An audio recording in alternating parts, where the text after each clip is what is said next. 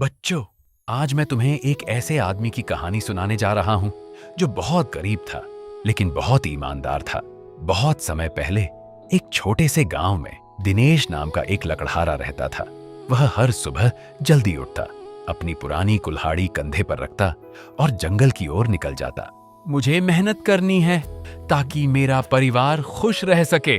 दिनेश पूरे दिन पेड़ों की सूखी लकड़ियां काटता और शाम को उन्हें बेचकर घर चलाता।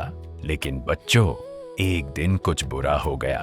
दिनेश पेड़ की शाखा काट रहा था, तभी अचानक उसका हाथ फिसल गया और उसकी कुल्हाड़ी नदी में गिर गई। अरे मेरी कुल्हाड़ी, अब मैं क्या करूं? यही तो मेरी रोजी रोटी थी। दिनेश नदी किनारे बैठकर रोने लगा। तभी अचानक नदी का पानी चमकने लगा और जल देवी प्रकट हुई। बेटा, तुम क्यों रो रहे हो? देवी जी, मेरी लोहे की कुल्हाड़ी नदी में गिर गई है, कृपया मेरी मदद कीजिए। जल देवी नदी में गई और एक चमचमाती सोने की कुल्हाड़ी लेकर आई। क्या यह तुम्हारी कुल्हाड़ी है? नहीं देवी जी, यह मेरी नहीं है। फिर देवी चांदी की कुल्हाड़ी लेकर आई। क्या यह तुम्हारी है?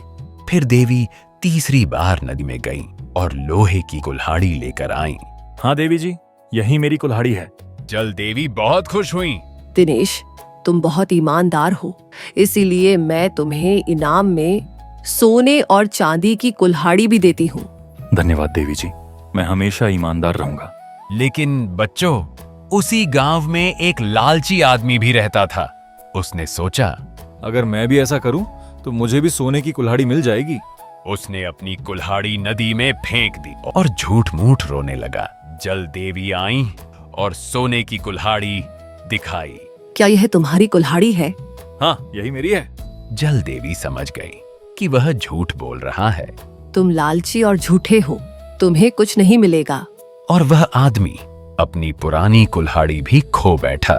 तो बच्चों, इस कहानी से हमें क्या सीख मिलती है? हमें हमेशा ईमानदार रहना चाहिए, क्योंकि ईमानदारी का फल हमेशा मीठा होता है और लालच हमें हमेशा नुकसान पहुंचाता है। याद रखना बच्चों, ईमानदारी सबसे बड़ी ताकत होती है।